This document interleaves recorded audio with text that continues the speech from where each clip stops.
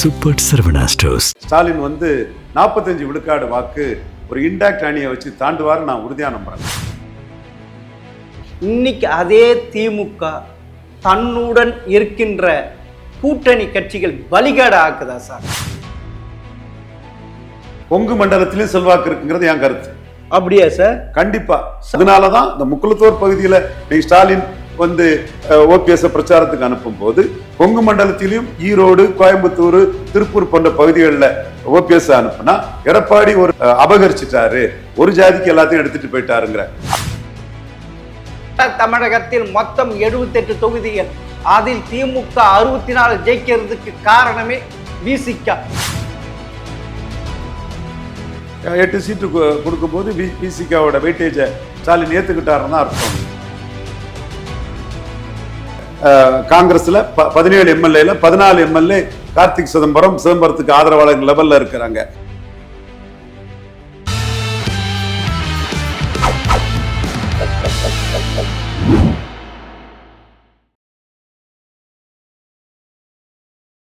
GeM TV நேயர்களுக்கு வணக்கம். அரசியல் விமர்சகர் ரவீந்தர் துரைசாமி அவர்கள் சந்திப்பார். வணக்கம் சார். வணக்கம் குட்டிக்கண்ணன் நண்பரே. சார், பாஜகவை மாநில கட்சிகள் எல்லாம் ஆக்டோபஸ் மாதிரி பிடிச்சிடும் சொல்றாங்க திமுக கூட்டணி. இன்னைக்கு அதே திமுக தன்னுடன் இருக்கின்ற கூட்டணி கட்சிகள் பலிகாடு ஆக்குதா சார்? இது என்ன சார்? இது எந்த கட்சி ஆக்கியிருக்கு? எந்த கட்சி அப்படி ஆக்கியிருக்கு? எந்த கட்சி ஆக்கியிருக்கா? மதிமுக இந்த கூட்டணிக்குள்ள வரும்போது அவங்க பெற்ற வாக்கு 0.9 விழுக்காடு வாக்கு. 0.9. இப்போ 3 எம்எல்ஏ பிளஸ் 1 4 எம்எல்ஏ கொடுத்துருக்காங்க. ஜெயித்த 4 சீட்டையும் கொடுத்துருக்காங்க. தோத்து போன 2 சீட்டையும் அவங்க எடுத்து தேமுதிக உள்ள கொண்டு வராங்க. அதுக்கு மதிமுகவில் இருந்து 2 சீட்டை எடுத்திருக்கிறாங்க. சரி, அதே தேமுதிகவுக்கு 0.45 அப்படி இருக்க அதுக்கு ஒரு ராஜ்யசபா கொடுத்துட்டு எவ்வளவு தொகுதி அதுக்கு கொடுத்துன்ட்டு இதுவரைக்கும் வெளியிடாத திரு ஸ்டாலின் அவர்கள் ஒரு சிறந்த அரசியல்வாதியா அவர் வெற்றியில பெற்றுட்டு இருக்கிறாரு. மக்கள் அபிமானத்தில் மேலும் மேலும் அவருக்கு ஆதரவு பெருகிட்டு இருக்கிறதா உண்மை. இதில் நீங்கள் எப்படி பார்க்கணும்னா, தேமுதிக 2.7 விழுக்காடு வாக்கு 2024 மக்களவைத் தேர்தலில் எடுத்தது. மக்களவைத் தேர்தலை மையமாக வச்சு தான் கட்சிகளை திமுக அணுகுது. கடைசியாக நடந்த மக்களவைத் தேர்தல் தமிழக அரசியல் வரலாற்றில் ஒரு புதிய திசையை காட்டுது. நியூ டைனமிக்ஸ், புது திசையை காட்டுது. அது பலரும் புரியலை. அதிமுக 2021 சட்டமன்றத்திலே இருக்கிறாப்புல. சட்டமன்றத்தில் இருந்து அதிமுக என்ன பார்க்குறாங்க? தேமுதிக இப்போ நீங்கள் சொல்கிற மாதிரி குறைஞ்ச ஓட்டு தானே, புதிய தமிழகம் 36,000 ஓட்டு தானே, புதிய தமிழகத்துக்கெல்லாம் எதுக்கு சீட்டு கொடுக்கணும், ஒட்டப்பிடாரத்தில் அவருக்கு சீட்டு இல்லைன்னு அவங்க 21 மையமாக வச்சு தங்களோட கணக்கை போடுறாங்க. ஸ்டாலின் அவர்கள் 24 மையமாக வச்சு ஓபிஎஸ் வெளியேறனால 13 விழுக்காடு வாக்குகள் எடப்பாடி பழனிசாமிக்கு டவுன். ஸோ ஓபிஎஸ்ஸை முக்குளத்தூர் அடர்த்தியாக வாழக்கூடிய பகுதிகளில் பிரச்சாரத்துக்கு அனுப்பக்கூடிய முடிவெடுத்து அவர் ஒரு சுற்றுப்பயணத்தை போட்டு, ஒரு கட்சி சேர்ந்த ஒரு தலைவரில் இந்த மாதிரி ஒரு சுற்றுப்பயணத்தை வாய்ப்பு பெற்ற ஒரு தலைவர் திமுகவுக்குள்ள இன்னொருத்தர் இருக்க மாட்டாங்க. மனோஜ் பாண்டியன் சேர்ந்தார், கொடுத்தாரா? மனோஜ் பாண்டியன் ஆலங்குளத்தில் செல்வாக்கானவர் தான். இவர் வைத்தியலிங்கம் ஒருத்த நாட்டில் செல்வாக்கானவர் தான். அங்கே ஒருத்த நாட்டில் அவர் செல்வாக்கு இருக்குது. டெல்டாவுக்குள்ளேயும் அவர் கொஞ்சம் நல்ல ஆர்கனைசர். நம்ம நண்பர் நல்ல ஆர்கனைசர். ஒருத்த நாடு வைத்தியலிங்கம் நல்ல ஆர்கனைசர். டெல்டா ஃபுல்லாக குன்னம் ராமச்சந்திரன்லாம் அவரோட ஆதரவாளர் தான். எடப்பாடிக்கு எதிராக ஸ்டெடியாக நின்னார். அவர் இங்கே சேர்ந்திருக்காருன்னு சொல்லும்போது அவரோட செல்வாக்குங்கிறது ஒருத்த நாடில் நீங்கள் அந்த சீட்டு உங்ககிட்ட நாங்கள் தோற்றோம், இப்போ நீங்கள் நின்னீங்கன்னா அந்த சீட்டு ஜெயிக்கும். அதே புள்ளிக்குள்ள தேனி மாவட்டத்துக்குள்ள ஓபிஎஸ் செல்வாக்கானவர்னு அவர் பார்க்கல. என்டையர்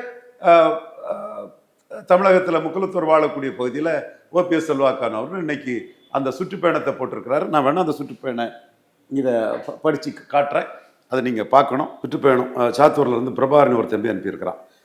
ஃபஸ்ட்டில் மார்ச் 13 இன்னைக்கு காலையில் 9 மணிக்கு டே டைமில் தென்காசியில் ஆலங்குளம், கடைநல்லூர், தென்காசி ஒன்றியங்கள், இளஞ்சி, குற்றாலம், மேலரம், சுந்தரபாண்டியபுரம், இளஞ்சி, குற்றாலம், மேலரம், சுந்தரபாண்டியம் எல்லாம் மறவர்கள் அடர்த்தியாக வாழக்கூடிய இடம். சாரதாம்மாள் திருமண மண்டபம் இளஞ்சியிலேருந்து ஆரம்பிக்கிறார் ஒன்று. ரெண்டாவது கடையநல்லூர். கடையநல்லூரில் வந்து அச்சன்புதூர் ஒன்றியம் பண்பொழி வந்து முக்கியமான மறவர் சமூகம் வாழக்கூடிய இடம். அன்னைக்கு கூட நான் சில விஷயம் எல்லாமே ஓப்பனாக பேசுகிறேன். ஓகே சார், எல்லாரும் முடிச்சிடறேன். தென்காசி கலவரம் நடக்கும்போது பண்பொழியில் ஏன் கலவரம் இல்லைன்னு கேட்டாங்க. அந்த தென்காசி கலவரத்தில் பின்னணி எனக்கு தெரியும். அது ஜீனில் என்ன மேட்டர்னு எனக்கு தெரியும். அமித்ஷாவுக்கே நான் அதை சொல்லிட்டேன். ஸோ உங்களுக்கு இந்த இடத்துக்குள்ள பண்பொழியில் மறவர்கள் அடர்த்தியாக வாழ்கிறாங்க, முஸ்லீம்களோட நட்பாக வாழ்கிறாங்கிறதான் அவங்க பார்க்குறாங்க. அடுத்து குருவிகுளம் சங்கரங்கோயில் மேலழிவிதம்பலூர் ஒன்றியம். அடுத்து சங்கரங்கோயில் வாசுதநல்லூர், கடலாடி கமுதி முதுகுளத்தூர் வட்டாரத்தில்.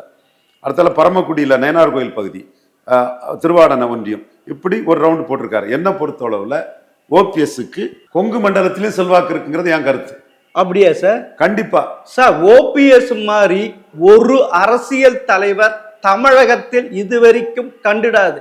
இன்னைக்கு திமுகவுக்கு ஓடி அந்த முக்குளத்தவர் இருக்கிற பிரச்சாரம் செய்ய போயிருக்காரு. 2021 சட்டமன்ற தேர்தல் எங்க சார் பிரச்சாரம் செய்ய போனார்? அவருக்கு அந்த இடம் ஒதுக்குனாங்க. ஆனா எடப்பாடிக்கு துரோகம் பண்ணாரு, அதிமுக துரோகம் பண்ணாரு, ஜெயலலிதாவுக்கு துரோகம், ஒரு துரோக அரசியல்வாதி அல்லான்ட்டு சொல்றாங்க சார். அப்படி இருக்க அவரை போய் ஏத்துக்குவாங்களா? அமைதி குட்டிக்கண்ணன். அதாவது வேலுமணி நல்ல ஒரு ஆர்கனைசர். அவர் வந்து சட்டமன்ற தேர்தலில் கோயம்புத்தூர்ல இலவச திருமணங்கள் செய்து வச்சார். நிறைய ஒர்க் பண்ணாங்க. அந்த திருமண நிகழ்வுக்கு எப்படி பண்ணாரு? ஒரு இலையில எடப்பாடி பழனிசாமி, ஒரு இலையில ஓபிஎஸ் பண்ணார். ஏன் ரெண்டு வரையும் போட்டு பண்ணாரு? சீஃப் மினிஸ்டர் எடப்பாடியை மட்டும் போட்டுக்கிட்டு பண்ணாம அதிமுக இரட்டை தலைமை நீ போட்டாதான் கொங்கு மண்டலத்துல கொங்கு வேளாளர் இல்லாத மற்ற சமூகம் இது ஒரு ஜாதி கையில அபகரிக்கும் தன்மைக்குள்ள போகல, ஒரு ஜாதி இதை கிராப் பண்ணிட்டு போகல, ரெண்டு ஜாதிக்கு பொதுவா இருக்குதுன்னு கொங்குல உள்ள அருந்ததியர்னாலும் சரி, ஒக்காலிய கவுடார்னாலும் சரி, கொங்கு நாடார்கள்னாலும் சரி, கொங்குல உள்ள மைக்ரேட் ஆகி வந்த அகமுடையார் பிரமலைக்கல்லர் முக்குலத்தோர்னாலும் சரி, நாயுடுகள்னாலும் சரி, அவங்க மத்தியில போயர் ஓட்டலாலும் சரி, எம்ஜிஆருக்கு பிறகு ஜெயலலிதா அம்மையாருக்கு பிறகு விசுவாசியா இருந்த ஓபிஎஸ் இங்க இருக்கிறாரு. ஒரு ஜாதி கையில போய் சேர்ந்துடல. இது பொதுத்தள கட்சியா இருக்குது. 50% எடப்பாடி 50% பன்னீர்னு இருக்கு. அதனாலதான் இந்த முக்குளத்தோர் பகுதியில நீங்க ஸ்டாலின் வந்து ஓபிஎஸ் பிரச்சாரத்துக்கு அனுப்பும் போது கொங்கு மண்டலத்திலும் ஈரோடு, கோயம்புத்தூர், திருப்பூர் போன்ற பகுதிகளில் ஓபிஎஸ் அனுப்புனா ஒரு ஜாதிக்கு எல்லாத்தையும் எடுத்துட்டு போயிட்டாருங்கிற அந்த எண்ண ஓட்டம் வரும். என்னோட கருத்தாட்டு உங்க ஜெம் டிவி மூலமா, குட்டிக்கண்ணம் மூலமா தமிழக முதல்வருக்கு வந்து இந்த கருத்தை நான் முன்வைக்கிறேன். சரி சார். திரு ஸ்டாலின் அவர்கள் அப்ப தென் மாவட்டத்துல ஓபிஎஸ் நீக்கினதுனால அதிமுக எடப்பாடி பழனிசாமி 7 தொகுதியில எடுத்த வாக்குகள், நாம் தமிழர் சகோதரர் தம்பி சீமான் 10 தொகுதியில எடுத்த வாக்கோட 30,000 குறைவு. அப்ப இந்த டைரக்ஷன் மாறிட்டு, திசை மாறிட்டு, நிலைமைகள் மாறிட்டு, இன்னும் கடந்த காலத்தின் கைதிகளாட்டு 2021 நடந்த மாதிரி திமுக வர்சஸ் அதிமுகன்னு அது பொய்யான தவறான டேட்டாக்களை சொல்லி 5.5 விழுக்காடு 21 அதிகம். இப்போ 15 விழுக்காடுக்கு மேல ஸ்டாலின் எடப்பாடியோட அதிகம் வருவார். 15 விழுக்காடுக்கு மேல ஸ்டாலின் எடப்பாடியோட அதிகம் வருவார். நீங்க நான் 2024 கார்த்திகேயன் புதிய தலைமுறையோட சொன்னேன் 19ஓட அதிக டிஃபரன்ஸ் இருக்கும் ஸ்டாலினுக்கும் எடப்பாடிக்குன்னு சொன்னேன். இப்பவும் நான் சொல்றேன் 21ஓட 3 மடங்கு டிஃபரன்ஸ் இருக்கும். சார் உங்களுக்கே தெரியும் 2019 பாராளுமன்ற தேர்தலில் அதிமுக கூட்டணி எவ்வளவு சதவீதம்? அதாவது திமுக கூட்டணி 53% எடுத்து சார் ஒரு எம்பி சீட்டு தான். ஆனா 2021 சட்டமன்ற தேர்தலில் திமுக கூட்டணிக்கும் அதிமுக கூட்டணிக்கு இடையே உள்ள வித்தியாசம் 3% சார். அப்ப நான் அதை ஏத்துக்க சொல்லாதீங்க. நிறைய அதிமுக ஃப்ராடுத்தனமா சொல்றான். அதை என் நண்பர் சொல்லக்கூடாது. 5.5 விழுக்காடு 2 அணிக்கடையில வித்தியாசம். குட்டிக்கண்ணன் யார் வேணாலும் டிஃபரன்ஸ் பார்த்துக்கிடுங்க. அதிமுக பொய்யா புரட்டா பேசுறத நீங்க குட்டிக்கண்ணனும் ஃபாலோ பண்ணக்கூடாது. 5.5 இப்ப வேணாலும் நீங்க வெரிஃபை பண்ணி பார்த்துக்குங்க. 5.5 விழுக்காடு இப்ப நான் சொல்றேன் 3 மடங்கு வித்தியாசம் வரும். 15 விழுக்காடுக்கு மேல எடப்பாடி தலைமைக்கும் முக ஸ்டாலின் தலைமைக்கும் வரும்னு ஆணித்தரமா சொல்றேன். நான் தான் சொன்னேன். Right sir. 2021 சட்டமன்ற தேர்தலில் திமுக கூட்டணியில் இருந்த கட்சிகள் வலுவாக இருந்தது, எல்லாமே ஒற்றுமையாக செயல்பட்டார். ஆனா இப்ப 2026 சட்டமன்ற தேர்தல் சந்திக்கும் போது அந்த கூட்டணிகள் மிகவும் வெறுத்து போயிருக்காங்க. திமுக கூட்டணி கூட இருந்தே கழுத்தறுத்து விட்டது. 4 தேர்தலை எங்களை வளர விடாமல் கூட இருந்து கழுத்தறுத்து விட்டு எங்களை தேய வைத்து விட்டு இப்படி எங்களை டிமாண்ட் பண்ற, நாம் கொடுத்துதான் வாங்கிட்டு போனோம்ட்டு சொல்றாங்க. ஆனா விசிகாவும் 2 கம்யூனிஸ்டுகளும் அப்படி இல்லை. எங்களுக்கு கூடுதல் தொகுதிகள் வேண்டும் 2021 ஒத்த காலில் நிக்கிறாங்களா சார்? கம்யூனிஸ்டுகள் 5-5 முடியும்னு நினைக்கிறேன் குட்டிக்கண்ணன். 6 கழிச்சோட வாங்கினாங்க. திமுக 4 நாள்ல முடிக்க பார்ப்பாங்க மதிமுகவை காட்டி. கம்யூனிஸ்ட் 5-5 வாங்குவாங்கன்னு நினைக்கிறேன் குட்டிக்கண்ணன். ஓகே, மதிமுக இது பண்ணிட்டீங்க. ஆனா விசிக டபுள் ஜிடி கேட்கிறாங்க சார். உண்மையிலே திமுக கூட்டணியில் 3வது இடத்தில் உள்ளது வாக்கு சதவீதம். அப்பனா அந்த கட்சிக்கு கொடுக்கணும். உன்னன் தெரிந்த வட தமிழகத்தில் மொத்தம் 78 தொகுதிகள், அதில் திமுக 64 ஜெயிக்கிறதுக்கு காரணமே விசிக. அப்படி இருக்க அந்த கட்சிக்கு உரிய மரியாதை இரட்டை இலக்கு கொடுக்கணும். அவங்க வெளியே போயிடுவாங்க சார். வெளியே போனா அரசியல் அடிபட்டு போவாங்க குட்டிக்கண்ணன். அப்படி ஒரு தப்பான முடிவு எடுத்தாங்கன்னா அவங்களுக்கு 10-15 வருஷம் அரசியல் முடிஞ்சு போகும் குட்டிக்கண்ணன். அதாவது போக முடியாது. அதே திமுகவுடைய வெற்றி போயிடும்னு எடுத்துக்கலாம்ல. அதுல ஸ்டாலின் மன வலிமையோட 8 சீட்டுக்கு நிறுத்திட்டா என்ன பண்ணுவீங்க? மன வலிமையா அவரிடம் இப்படி இருக்குதா? அவர் காங்கிரஸ் கிட்ட தோத்து போயிட்டார் சார். 25 தொகுதி வேணும், ஒரு ராஜ்யசபா வேணும். ஆனா 23 தொகுதி அதிகமா கொடுத்து இப்ப அதை வச்சுதானே திமுக இருக்க கூட்டணிகள் கேட்குது. குட்டிக்கண்ணன், நீங்க தெளிவா நான் பேசுறேன். ஸ்டாலின் காங்கிரஸ் கிட்ட 3 சீட்டு அதிகம் கொடுத்தது எனக்கு ஸ்டாலின் நான் விமர்சனம் பண்றேன். மன உறுதியோட இருந்திருக்கணும். சான்ஸ் எடுக்க மாட்டாருங்க புள்ளியில தான் நான் சொன்னேன். அவர் சான்ஸ் எடுக்காம 3 தொகுதி குட்டி கொடுத்துட்டார். அது காரணம் விஜய் தான். விஜயை காட்டி பேரம் பேசுறதோட விளைவு தான் காங்கிரஸுக்கு பேரம் கூட்டிட்டு. ஆனா விஜயை காட்டி திருமாவளவன் பேரம் பேசல. பட் திருமாவளவன் வெயிட்டேஜுக்கு தக்கன 8 சீட்டு வாங்கிடுவார் நான் கணக்கு போடுறேன் குட்டிக்கண்ணன். ஆனா ஏற்கனவே ஒரு ராஜ்யசபா சீட்டு கொடுக்கலன்ட்டு வருத்தத்திலையும் இருக்கிறார். ஆனா அப்பனா விசிக கிட்ட இறங்கி வருகிறார் திரு ஸ்டாலின். அவர் எடுத்துக்கலாமா நீங்க சொல்ற கணக்கு பிரகாரம்? ஏன்னா விசிக இருந்தா வெற்றி பெற முடியும் அந்த கணக்குல இருக்கிறாரா? 8 சீட்டு கொடுக்கும் போது விசிகாவோட வெயிட்டேஜ் ஸ்டாலின் ஏத்துக்கிட்டாருன்னு அர்த்தம் குட்டி. அது சரண்டர் ஆயிட்டார் விசிக கிட்ட. அது நீங்க சரண்டர்னு சொல்லுங்க, திருப்தி அடைஞ்சுக்கிடுங்க. அது எனக்கு ஒன்றும் மேட்டர் இல்லை. காங்கிரஸ் கட்சியை படு பாதாளத்தை தள்ளிவிட்டது. திமுக வாழ்வதற்காக சில காங்கிரஸ் இருக்கின்றவர்கள் செய்த கொடுமை காங்கிரசுக்கு, ராகுலுக்கு. அது மல்லிகார்ஜுன கார்கே ராகுலுக்கு மூக்க அறுத்து விட்டுட்டாரு. அவர் தான் தேசிய தலைவர். இப்போ ராகுல் அதை ஒத்துக்கிட்டு போக வேண்டியதான்னு மாணிக் தாகூரே களத்தை விட்டு ஓடிய கோலை நாயினி சீமானால விமர்சனம் பண்ணக்கூடிய மாணிக் தாகூரே அதை அக்செப்ட் பண்ணிட்டு போயிட்டாரு. ஆமா சார், இப்ப அக்செப்ட் பண்ணல சார். சிதம்பரம் சூப்பரா பொலிட்டிக்ஸ் பண்ணி அதுல ஜெயித்துட்டாரு. பவர் பொலிட்டிக்ஸ்ல சிதம்பரம் ஜெயித்துட்டாரு. இன்னைக்கு தமிழக காங்கிரஸ்ல 17 எம்எல்ஏல 14 எம்எல்ஏ கார்த்திக் சிதம்பரத்துக்கு ஆதரவாளர்கள் லெவல்ல இருக்கிறாங்க. மாணிக் தாகூர் கூட ஒரு எம்எல்ஏ கூட இல்லை. அவருக்கு மாமனார் கூட ரவிச்சந்திரன் மேலூர்ல தோத்து போனாரு. அப்ப கார்த்திக் சிதம்பரம் முன்னாடி மாணிக் தாகூரால நிற்க முடியாத ஒரு சூழ்நிலை இன்னைக்கு வந்துட்டு. எனக்கு மாணிக் தாகூர் குடும்பத்துக்கு மேலதான் மரியாதை உண்டு, அது வேற விஷயம். பட் யதார்த்த அரசியல் சூழ்நிலை நான் சொல்லித்தான் ஆகணும். ஆனா இப்ப தொகுதி பங்கீடு முடிஞ்சு போச்சு. எத்தனை தொகுதின்ட்டு இனி எந்தெந்த தொகுதிகள்ன்ட்டு ஆரம்பிக்கும் போது இருக்கு போது இல்ல சார் பிரச்சனை. காங்கிரஸ் கிட்ட எப்படி இது பண்ண அதை வச்சு நாங்கள் கேட்கின்ற தொகுதி கொடுக்கவில்லை என்றால் திமுக கூட்டணியிலிருந்து வெளியே போவதுக்கு ராகுல் காந்தி திருப்பியும் கொக்கி போட்டு இழுத்து வர மாட்டார். என்ன சார் இருக்கு விஜய் கிட்ட போறதுக்கு? ராகுல் காந்திய தான் பவர் பொலிட்டிக்ஸ்ல முடக்கி மூலையில தூக்கி போட்டாச்சே. ராகுல் காந்தி கூட 3 எம்எல்ஏ தானே இருக்காப்புல. கன்னியாகுமரி டிஸ்ட்ரிக்ட்ல உங்க அம்மா கிறிஸ்தவர், கத்தோலிக்க கிறிஸ்தவர், அதை வச்சு ஜெயிக்க முடியுங்கிற 3 எம்எல்ஏ தானே ராகுல் காந்திட்ட இருக்காங்க. மற்ற எம்எல்ஏக்கெல்லாம் ஸ்டாலின் பின்னாடி போயிட்டாங்களே, சிதம்பரம் பின்னாடி போயிட்டாங்களே. சார் தமிழகத்தில் மாணிக் தாகூருக்கும் ஜோதிமணிக்கும் டிக்கெட் எம்பி டிக்கெட் கிடைக்குமாங்கிறதே பார்க்கணும். அர்த்தம் இல்ல சார், தமிழகத்தில் ராகுல் காந்தி தப்பாக எடை போடுவான சார். இப்ப பிரதமர் யாருன்னு கேட்டா மோடியா ராகுலான்னு கேட்கும் போது ராகுலுக்கு ஏறக்குறைய 80% மேல வரும் சார்.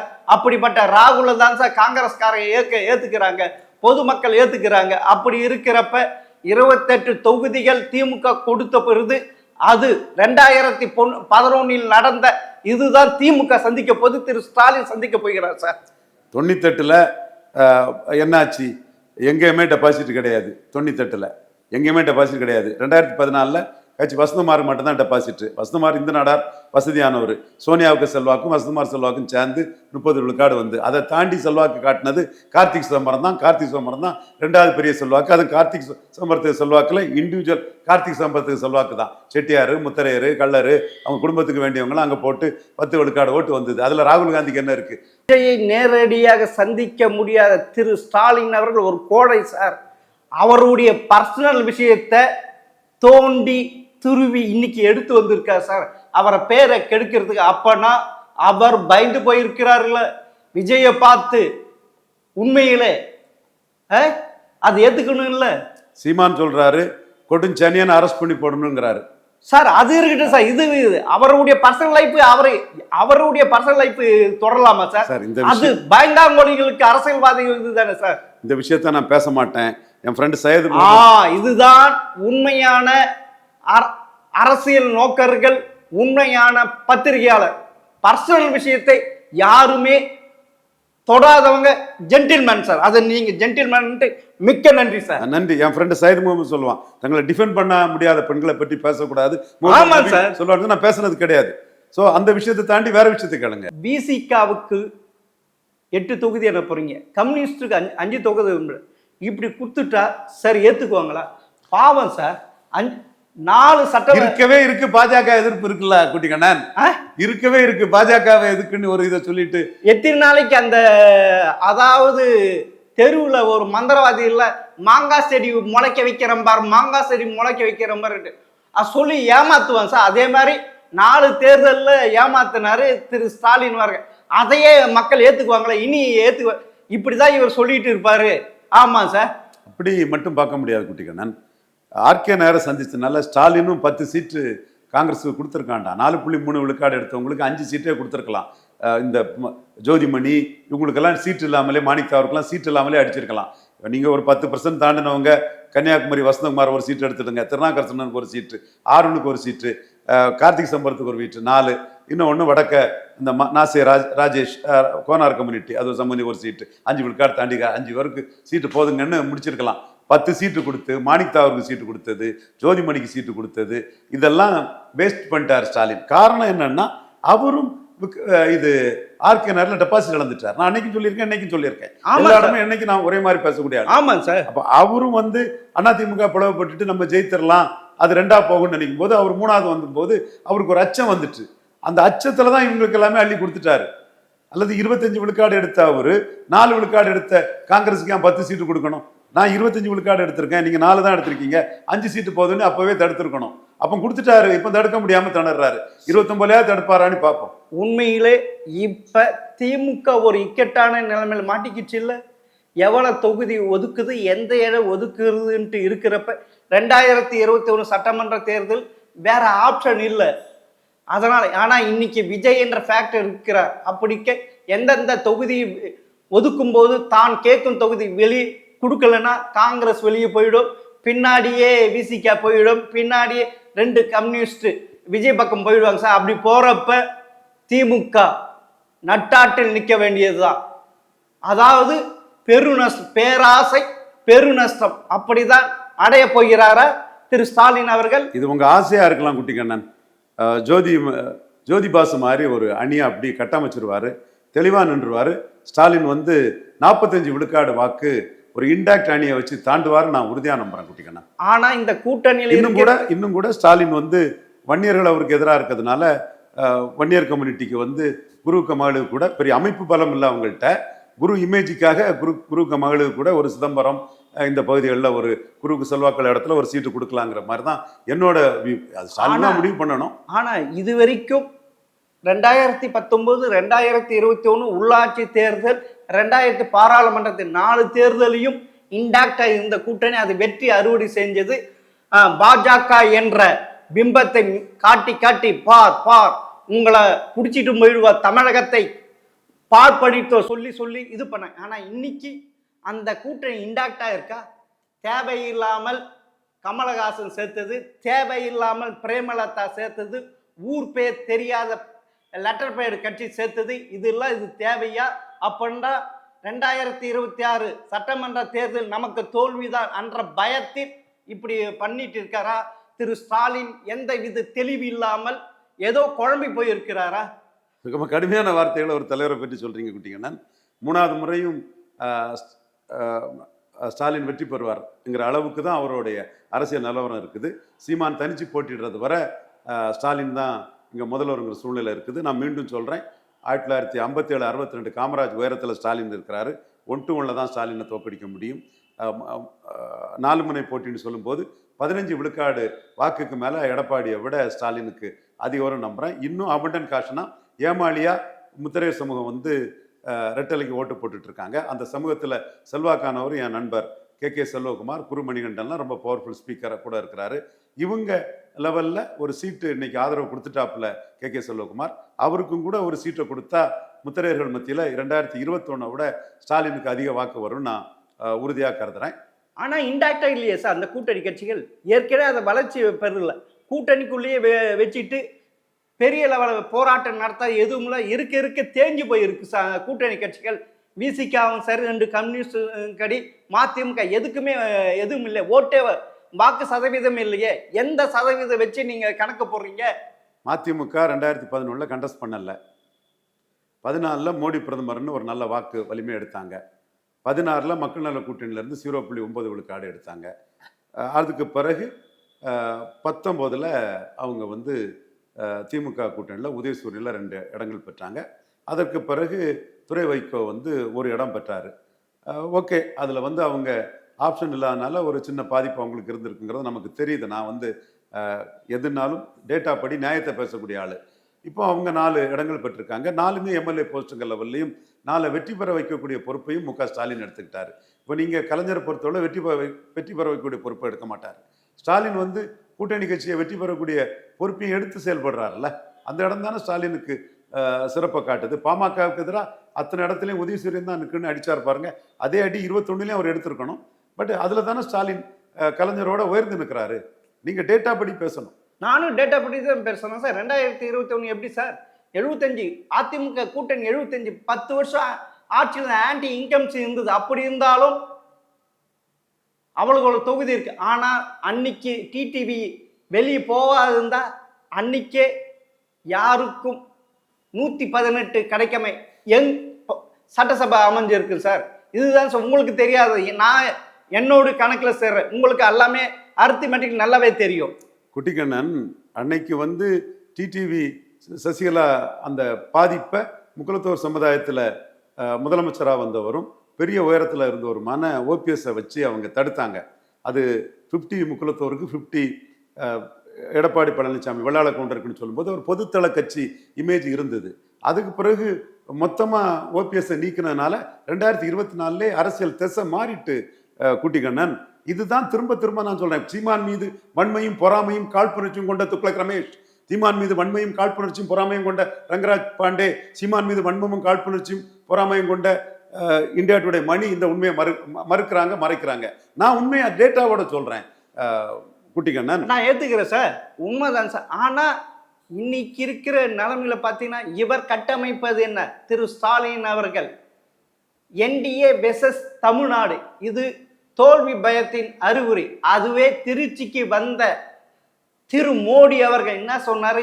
இந்த ஆட்சியில் அலங்கோலம் எப்படி இருக்கு, ஒரு அமைச்சர் பெயரை சொல்லாம, அதாவது பிரதமரையே மிரட்டி வைத்திருக்கிறார் திரு ஸ்டாலின் அவர்கள். அவரால சொல்ல முடியல.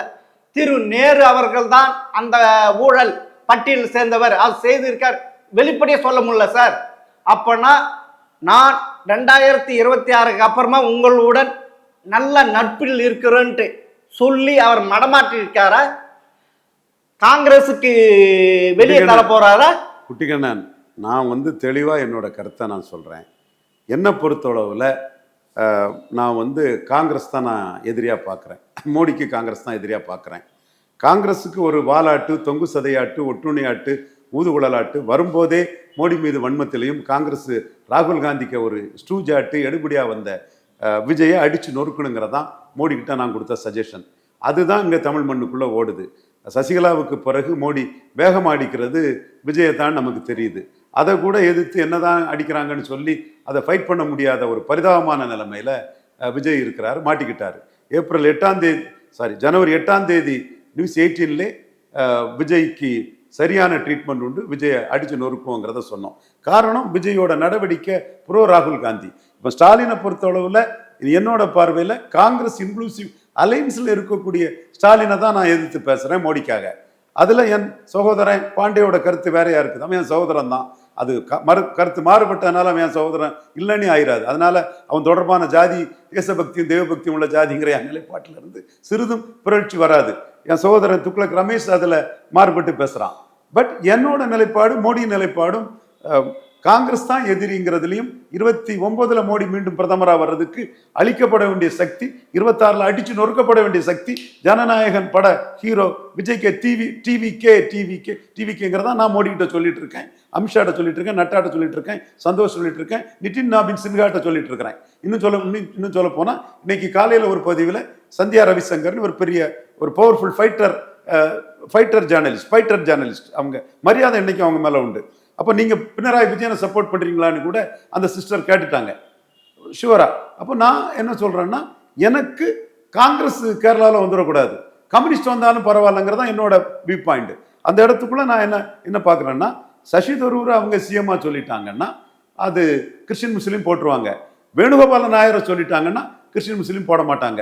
அப்போ பினராயி விஜயனுக்கு கூட ஒரு வாய்ப்பு வந்துடும், பாஜகவுக்கு வளர்ச்சி வரும். அப்போ காங்கிரஸா விஜயனான்னு சொன்னா விஜயன் வரட்டுங்கிற இதை நான் ஓப்பனா இன்னைக்கு தான் மோடிக்கு நான் அதை சொல்லியிருக்கிறேன். ஸோ என்னோட இது நிலைப்பாடு நான் வெளிப்படையா சொல்லக்கூடியவன் குட்டிக்கண்ணன். ஆனா உண்மையிலே இப்ப திரு மோடி அவர்கள் கட்டமைத்துள்ள தமிழகத்தில் ஒரு குடும்ப ஆட்சியை தமிழகத்திலிருந்து அகற்ற வேண்டும், ஒரு அடிமை ஆட்சியை தமிழகத்திலிருந்து அகற்ற வேண்டும். இது எடுபடுமா? இல்லை திரு ஸ்டாலின் அவர் சொல்கிற என்டிஏ வெர்சஸ் தமிழ்நாடு எது சார் எடுபடும்? குட்டிக்கண்ணன், எனக்கு இப்போ தேவை இந்துத்துவாவில் அதிமுக அணி போனோம். அண்ணாமலை ஒரு லீடர், 18 விழுக்காடு வாக்குக்கு ஹீரோ, 40 வயது இளைஞர், பெருந்தலைவர் காமராஜருக்கு பிறகு ஒரு தேசிய சக்தியாக அவர் வருவாருங்கிற எதிர்பார்ப்பை ஏற்படுத்தியவர். அவர் எடுத்து வச்ச 11.4 விழுக்காடு வாக்குக்கு எடப்பாடி சீட்டு தரணும், அல்லது 29ல் அவர் மோடியை ஏமாத்திடுவார், எடப்பாடியும் விஜயும் சேர்ந்துக்கிட்டு மோடியை ஏமாத்திடுவாங்க. அதில் நான் குறியா இருக்கிறேன், 100க்கு 100 மனப்பூர்வமாக சொல்கிறேன், அதில் தான் நான் குறியா இருக்கிறேன். அது பாண்டே, இவர் ஜேவிசி ஸ்ரீராம், துக்ளக் ரமேஷ் என் சகோதரர்கள் அவங்க பாணியில் நான் ஓடுற வெள்ளத்தில் ஓடலாம். ஆனால் நான் மோடி நாளைக்கு ஏமாந்துடக்கூடாதுன்னு எதிர்நீச்சல் போடக்கூடியவன் குட்டிக்கண்ணன். அந்த அடிப்படையில் தான் என் கருத்துக்கள். ஆனா எல்லாருமே திமுக கூட்டணி தான் வெற்றி பெறும் எந்த அடிப்படையில் சொல்றீங்க சார்? இன்னைக்கு தென் தமிழகத்தில் எவ்வளவு ஆணவ படுகொலைகள், தற்கொலைகள், கற்பழிப்புகள் எவ்வளவு நடந்துட்டு இருக்கு சார்? இப்படி இருக்க தென் தமிழகத்தை முக்குளத்துவாக்க வந்துரும், அது வந்துரும், இது வந்து சொல்லி அந்த மக்கள் என்ன ஒன்றும் அறியாதவர்களா? இந்து நாடார் வாக்கு இந்து நாடாருக்கு முக்கியத்துவம் கொடுத்தாதான் வரும்னு தானே சொல்றேன். இந்து நாடார்கள் மத்தியில எடப்பாடி டெபாசிட் இழக்க முயற்சி பண்ணக்கூடியனா ஸ்டாலினுக்கு வரணும்னா இந்து நாடார்களுக்கு முக்கியத்துவம் கொடுத்தா தானே வரணும்னு சொல்றேன் குட்டிக்கண்ணன். எந்த ஜாதியுமே டேக்கன் ஃபார் கிராண்டட் இல்லை. பறையர்களுக்கு விழிப்புணர்ச்சி இருக்கு, என் பறையர் சோதரர்களுக்கு விழிப்புணர்ச்சி இருக்கு, என் அருந்ததியர் சோதரர்களுக்கு விழிப்புணர்ச்சி இருக்கு, என் தேவேந்திர வேளாளர் சோதரர்களுக்கு விழிப்புணர்ச்சி இருக்கு, என் பிராமண சோதரர்களை டேக்கன் ஃபார் கிராண்டடாட்டு 10 இடபிள்யூஎஸ்ல ஒன்றும் பண்ணாத எடப்பாடிக்கு, பிராமணர்களை ஏமாளியாளர் நினைக்கூடிய எடப்பாடிக்கு அந்த வாக்கு போகக்கூடாது. 4 வியாபார பிராமணன் சொன்னா கூட சாதாரண பிராமணர்கள் உண்மையை உணர்ந்து ஓட்டு போடணும்னு எல்லா சமுதாயத்திலும் விழிப்புணர்ச்சிக்காகவும் பாசிட்டிவ் சோசியல் ஜஸ்டிஸுக்காக நான் பாடுபடக்கூடியவன் குட்டிக்கண்ணன். அந்த நிலைப்பாட்டில இருந்து நான் என்னைக்கு மாற மாட்டேங்கிறத குட்டிக்கண்ணனுக்கு நான் உறுதி கொடுக்கிறேன். நன்றி, வணக்கம். நன்றி, வணக்கம் சார்.